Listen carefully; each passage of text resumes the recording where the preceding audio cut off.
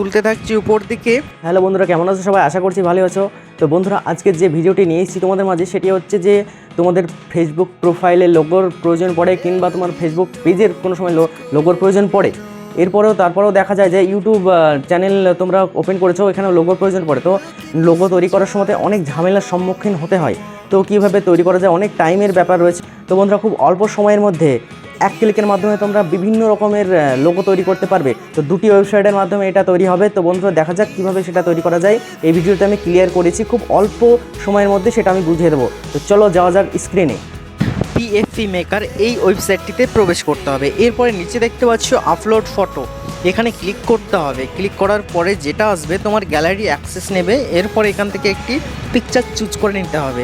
এরপরে আপলোড শুরু হয়ে যাবে। দেখতেই পাচ্ছ কিছুক্ষণ সময় নেবে। আমার নেট কানেকশন একটু সমস্যার কারণে লেট হচ্ছে, তো কিছুক্ষণ সময় দিতে হবে, তোমাদেরকেও কিছুক্ষণ সময় দিতে হবে। তো ফটোটি আপলোড হওয়ার পর দেখতে পাচ্ছ জেনারেটিং প্রোফাইল পিকচার, মানে পিকচারটি জেনারেটিং চলছে।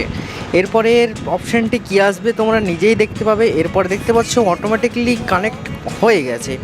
এরপরে দেখতে পাচ্ছ যে অনেকগুলো আমার কাছে যে লোগোরভাবে তৈরি হয়ে গেছে। তোমার যেটি পছন্দ মাফিক সেটি তুমি বাছাই করে নিতে পারো। এরপরে দেখতে পাচ্ছ আমি তুলতে থাকছি উপর দিকে। এখানে একটা কথা মাথায় রাখতে হবে, দিনে একবার তুমি এখান থেকে চুজ করতে পারবে পিকচার। তো এখান থেকে আমি একটি পিকচার এডিটিং এখান থেকেও করা যায়। এখানে ক্লিক করতে হবে। ক্লিক করার পরে তোমার নিচে কিছু শ্যাডো অ্যাড করতে পারো, ফিল্টার অ্যাড করতে পারো, কিছু এডিটিং নিজের ইচ্ছাতেও করতে পারো। তো বন্ধুরা, এখান থেকে তোমরা নিজেই ম্যানেজ করে নিতে পারবে। তো এরপরে উপরে দেখতে পাচ্ছ টিকমারের মতন অপশানটি রয়েছে, ডাউনলোডের অপশান ওটা। তো ওখানে টিকমার আছে, ওখান থেকে আমি এই পিকচারটি ডাউনলোড করে নেব পিএনজি আকারে।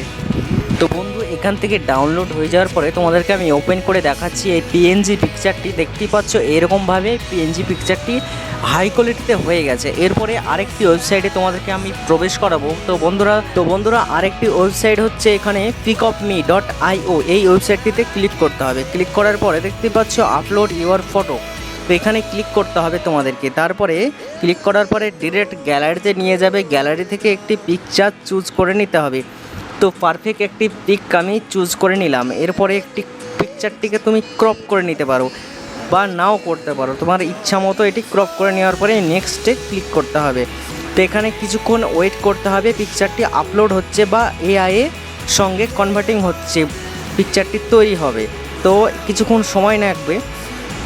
এরপরে দেখতে পাচ্ছ নিচে কয়েকটি পিকচার শো করবে। এরপরে তোমার যেটি চয়েস সেটিতে তোমরা ক্লিক করতে পারো। এরকম পিকচার প্রিমিয়াম কোয়ালিটি বা HD 4K তোমরা এখানে লোগো বানাতে পারো। এইভাবেই পিকচারগুলো তৈরি করতে হয় এআইয়ের মাধ্যমে খুব সহজেই। তো এরপরে এই পেন্সিলের মতো এখানে ক্লিক করলে এটি যে কোনোভাবেই তোমরা এডিটিং করতে পারো। কম বেশি পিকচারের ব্যাকগ্রাউন্ড বা ফিল্টার যে কোনোভাবেই তোমরা এটিকে চেঞ্জ করতে পারো।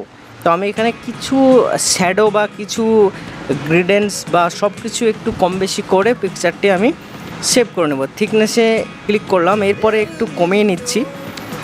তারপরে উপরে দেখতে পাচ্ছ টিক মারার মতো আছে, ওইটিতে আমি ক্লিক করব। তারপরে পিকচারটি সেভ হয়ে যাবে আমার গ্যালারিতে, ডাউনলোড পিএনজি। তো এখানে ক্লিক করার পর পিকচারটি সেভ হয়ে গেল।